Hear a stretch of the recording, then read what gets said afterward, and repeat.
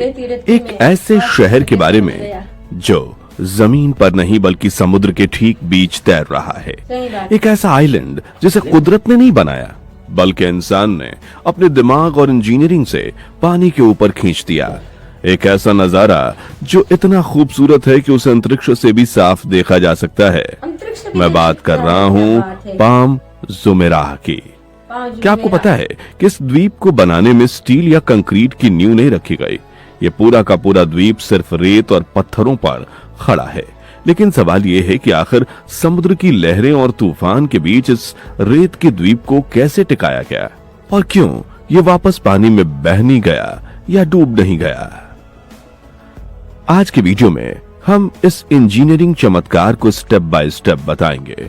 हम जानेंगे कैसे इंजीनियरों ने जीपीएस सैटेलाइट की मदद से समुद्र में मिट्टी की बौछार की, कैसे भूकंप से बचने के लिए जमीन को वाइब्रेट किया गया और सबसे खास बात, इस पूरे प्रोजेक्ट में हमारे भारतीयों का क्या योगदान था। तो चलिए शुरू करते हैं ये रोमांचक सफर। सबसे पहले समझते हैं कि आखिर दुबई को समुद्र में द्वीप बनाने की जरूरत पड़ी ही क्यों। 1990 के दशक में दुबई के शासक शेख मोहम्मद बिन राशिद अल मखतूम एक सपना देख रहे थे। वो जानते थे कि दुबई का तेल हमेशा नहीं चलेगा। उन्हें दुबई को दुनिया का सबसे बड़ा टूरिस्ट डेस्टिनेशन बनाना था। लेकिन एक बड़ी समस्या थी, दुबई के पास समुद्र तट बहुत कम था, सिर्फ 72 किलोमीटर।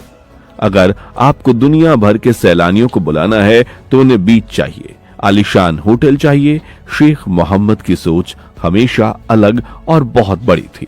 बिना पैसे की परवाह किए इस ड्रीम प्रोजेक्ट को हकीकत में बदलना चाहते थे। और तब जन्म हुआ पाम जुमेराह के विचार का। एक ऐसा द्वीप जो खजूर के पेड़ के आकार में हो ताकि ज्यादा से ज्यादा समुद्री किनारा मिल सके। इस अनोखे आकार ने दुबई के समुद्र तट को सीधा 56 किलोमीटर और बढ़ा दिया। अब बात करते हैं इसके निर्माण की। दुबई तो पूरा रेगिस्तान है, वहां रेत की कोई कमी नहीं। तो आप सोचेंगे कि इंजीनियरों ने वही रेगिस्तान की रेत उठाकर समुद्र में डाल दी होगी। सही? गलत। इंजीनियर्स ने जब रेगिस्तान की रेत की जांच की तो पता चला कि वो बहुत बारीक और चिकनी है। पानी में डालते ही वो कीचड़ या दलदल बन जाती है और टिकती नहीं। वो बड़ी इमारतों का भार नहीं उठा सकती। इसलिए इंजीनियर्स ने फैसला किया कि वे समुद्र की तलहटी से ही मोटी और भारी रेत निकालेंगे। इस प्रक्रिया को डेजिंग कहते हैं। दुनिया भर में बड़े बड़े ड्रेजिंग जहाज बुलाए गए। इन जहाजों ने समुद्र के नीचे 94 मिलियन क्यूबिक मीटर रेत निकाली। अगर आप इस रेत से एक दीवार बनाएं जो 2 मीटर ऊंची हो तो आधा मीटर चौड़ी, तो पूरी दुनिया के 3 चक्कर लगा सकती है। अब चुनौती ये थी कि इस रेत को सही जगह पर कैसे डाला जाए। समुद्र की लहरें होती हैं, हवा चलती है। अगर बस रेत ऐसे ही फेंक दी जाए तो वो बह जाती है। जहां इंजीनियरों ने कमाल की तकनीक का इस्तेमाल किया जिसे रेन बोइंग कहते हैं। ड्रेजिंग जहाज रेत को जहाज के अंदर भरते थे और फिर बहुत तेज दबाव से हवा को स्प्रे करते थे। ये रेत एक इंद्रधनुष की तरह हवा में उड़ते हुए सही जगह पर गिरती थी। इस प्रक्रिया से रेत परतों में जमती गई और पानी के ऊपर द्वीप दिखाई देने लगा। यह देखने में किसी जादू से कम नहीं था। समुद्र के बीच रेत के पहाड़ खड़े हो रहे थे। लेकिन दोस्तों, पाम जुमेराह कोई आम द्वीप नहीं है। इसका आकार एकदम सही खजूर के पेड़ के जैसा है। एक तना, 17 पत्तियां और एक अर्धचंद्राकार घेरा। पानी के बीच में जहाजों के कप्तानों को कैसे पता चलता कि यह वाली पत्ती यहां खत्म होनी है या थोड़ा बाईं ओर रेत और डालनी है। पानी में तो कोई निशान नहीं लगा सकते। तब यहां मदद ली गई जीपीएस तकनीक की। दुनिया में पहली बार किसी निर्माण कार्य के लिए निजी सैटेलाइट का इस्तेमाल किया गया। यह ड्रेजिंग जहाज पर एक हाईटेक जीपीएस सिस्टम लगा था जो अंतरिक्ष में घूम रहे सैटेलाइट से जुड़ा था। इंजीनियर्स ने पास मोबाइल रिसीवर रखा जो उन्हें बताते थे कि जहाज की स्थिति इंच इंच सही है या नहीं। ये सटीकता इतनी बेहतरीन थी कि पूरा द्वीप अपना डिजाइन से सिर्फ कुछ सेंटीमीटर इधर उधर हो सकता था। अगर ये जीपीएस नहीं होता तो शायद हमें पाम जुमेराह की जगह कोई अजीब सा आकार देखने को मिलता। अब आता है इस पूरे निर्माण का सबसे महत्वपूर्ण हिस्सा।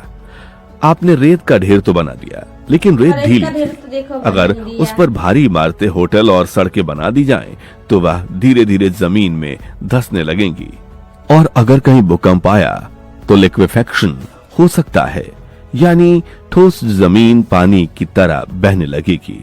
इससे बचने के लिए इंजीनियर्स ने वाइब्रो कंपैक्शन तकनीक का इस्तेमाल किया। उन्होंने जमीन से 2 लाख से ज्यादा छेद किए। इन छेदों में एक बहुत बड़ी वाइब्रेटर मशीन डाली गई। यह मशीन जमीन के अंदर जाकर तेज कंपन करती है, जिससे रेत के कण आपस में चिपककर ठोस पत्थर जैसे बन गए। इस प्रक्रिया से ढीली रेत का इतना मजबूत ठोस आधार बना कि आज उस पर अटलांटिस जैसा विशाल होटल और हजारों आलीशान विला खड़े हैं, बिना किसी डर के। इस प्रक्रिया में कोई स्टील या कंक्रीट की नींव का इस्तेमाल नहीं किया गया, सिर्फ भौतिक विज्ञान और इंजीनियरिंग का कमाल था ये। अब रुकते हैं 1 मिनट और बात करते हैं भारतीयों की हिस्सेदारी। दुबई का कोई भी बड़ा प्रोजेक्ट भारतीय कामगारों और हुनर के बिना अधूरा है, तो पाम जुमेराह भी इसका अपवाद नहीं। सबसे पहले बात करते हैं काम करने वाले लोगों की। रिपोर्ट के मुताबिक यूएई के कंस्ट्रक्शन फील्ड में काम करने वाले ज्यादातर लोग भारत के हैं, खासतौर पर उत्तर प्रदेश, बिहार, राजस्थान और तमिलनाडु से। पाम जुमेराह को बनाने में जिन हजारों हाथों ने दिन रात मेहनत की, वे हमारे देशवासी थे। सिर्फ मजदूर ही नहीं, कई senior project manager, civil engineers भी भारतीय थे, जो विदेश कंपनियों के साथ मिलकर इस प्रोजेक्ट को संभाल रहे थे। इसके अलावा पाम जुमेराह आज अमीरों और मशहूर हस्तियों का पता बन चुका है और इसमें भारतीय सबसे आगे हैं। सबसे बड़ा नाम है बॉलीवुड के बादशाह शाहरुख खान का। उनका एक आलीशान विला पाम जुमेराह के केफ्रोंड पर है, जिसका नाम जन्नत है। ये विला उन्हें नखील डेवलपर ने तोहफे में दिया था। ये विला लगभग 14,000 वर्ग फीट में फैला हुआ है और इसका अपना निजी समुद्र तट भी है। सिर्फ शाहरुख खान ही नहीं, मुकेश अंबानी ने भी हाल ही में वहां समुद्र के किनारे एक विला खरीदा है अपने बेटे अनंत अंबानी के लिए, जिसकी कीमत सैकड़ों करोड़ों रुपए में है। इसके अलावा शिल्पा शेट्टी, टेनिस स्टार सानिया मिर्जा के पास भी वहां संपत्ति होने की खबर है। और अगर आप पाम जुमेराह जाएंगे तो आपको वहां भारतीय संस्कृति की खुशबू जरूर मिलेगी। वहां के आलीशान होटलों में विश्व स्तरीय भारतीय रेस्तरां हैं, जैसे कि खैबर रेस्तरां जो ड्यूक्स द पाम में है और लिटिल मिस इंडिया जो फायरमाउंट द पाम में है। ये जगह दिखाती है कि कैसे भारतीय संस्कृति और भारतीय पैसा आज दुबई के इस मशहूर निशान का एक अटूट हिस्सा बन चुका है। वापस इंजीनियरिंग पर आते हैं। समुद्र में सबसे बड़ा दुश्मन होता है पानी की ताकत। बड़ी लहरें और तूफान इस रेत के द्वीप को कुछ ही दिनों में बहा कर ले जा सकते हैं। इसलिए द्वीप के चारों तरफ एक ब्रेक वाटर सुरक्षा कवच बनाया गया है। ये एक 11 किलोमीटर लंबा अर्धचंद्र है जो द्वीप की रक्षा करता है। इस सुरक्षा कवच को बनाने के लिए इंजीनियर्स ने कंक्रीट नहीं बल्कि पत्थर का उपयोग किया। क्यों? क्योंकि वे चाहते थे कि यह ढांचा प्राकृतिक लगे और समुद्री जीव वहां अपना घर बना सके। कुल 7 मिलियन टन पत्थर यूएई के हजारों पहाड़ों से लाए गए। हर एक पत्थर का वजन 6 टन था। इन पत्थरों को क्रेन से एक एक करके सही जगह पर रखा गया ताकि वो ताकतवर लहरों को तोड़ सके। इस सुरक्षा कवच के बीच 2 गैप भी छोड़े गए ताकि पानी बहता रहे और अंदर का पानी ठहरा हुआ या बदबूदार ना हो जाए। द्वीप तो बन गया, लेकिन लोग वहां रहेंगे कैसे? उन्हें बिजली, पानी और सड़क चाहिए। सबसे बड़ी चुनौती थी बाहरी घेरे को मुख्य पाम से जोड़ना। पुल बनाने से नजारा खराब हो सकता था, तो इंजीनियर्स ने समुद्र के नीचे सुरंग बनाने का फैसला किया। उन्होंने पहले उस हिस्से के पानी को बांधकर रोका और फिर वहां से पानी निकाला और सूखी जमीन पर सुरंग बनाई। जब सुरंग बन गई तो बांध हटा दिया और पानी वापस आ गया। आज आप अपनी कार चलाकर समुद्र के नीचे से गुजरकर अटलांटिस होटल तक जा सकते हैं। इसके अलावा पूरे द्वीप पर मोनोरेल बनाई गई, जो मिडल ईस्ट की पहली मोनोरेल थी। यह सिस्टम सैलानियों को द्वीप की शुरुआत से अंत तक ले जाता है और ऊपर से नजारा देखने लायक होता है। ऐसा नहीं था कि सब कुछ आसान था। निर्माण के दौरान कई समस्याएं आईं। एक बड़ी दिक्कत थी, समुद्र की लहरें लगातार रेत को काट रही थीं। इसके लिए इंजीनियर्स ने बार बार देखरेख की करनी शुरुआत की और किनारों पर नई रेत डालनी पड़ी। दूसरी समस्या थी ठहरा हुआ पानी। पाम की पत्तियों के बीच पानी रुक गया था और उसमें शैवाल जमने लगा था। इंजीनियर्स ने ध्यान दिया कि पानी बह नहीं रहा। इस समस्या को सुलझाने के लिए उन्होंने सुरक्षा दीवार में अतिरिक्त रास्ते बनाए ताकि ताजा पानी अंदर आ सके और गंदा पानी निकल सके। 6 साल की कड़ी मेहनत के बाद 2006 में रहने वाले लोग वहां रहने चले आए। आज पाम जुमेराह एक अलग ही दुनिया है। यहाँ अटलांटिस द पाम जैसा मशहूर होटल है जो अपने वाटर पार्क और पानी के नीचे बने कमरों के लिए जाना जाता है। अभी हाल ही में अटलांटिस द रॉयल को लोगों के लिए खोला गया, जो विलासिता की नई परिभाषा है। आप the view at the palm जा सकते हैं, जो 52 मंजिल पर बना एक डेक है, जहां से आप पूरे पाम के आकार को अपनी आंखों से देख सकते हैं। यह प्रोजेक्ट सिर्फ रहने की जगह नहीं, यह इंसान इच्छा शक्ति का सबूत है।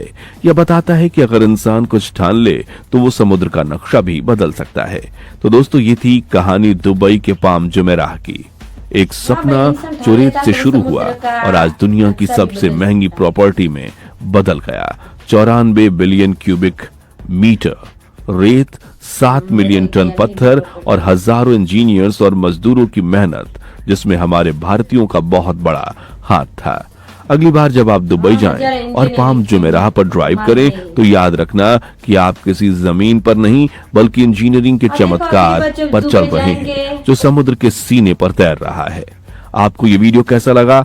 क्या आप पाम जुमेराह पर घर खरीदना चाहेंगे या सिर्फ घूमना? कमेंट करके जरूर बताएं। अगर वीडियो पसंद आया हो तो लाइक और शेयर करें और चैनल को सब्सक्राइब करना ना भूलें। मिलते हैं अगली वीडियो में। जय हिंद।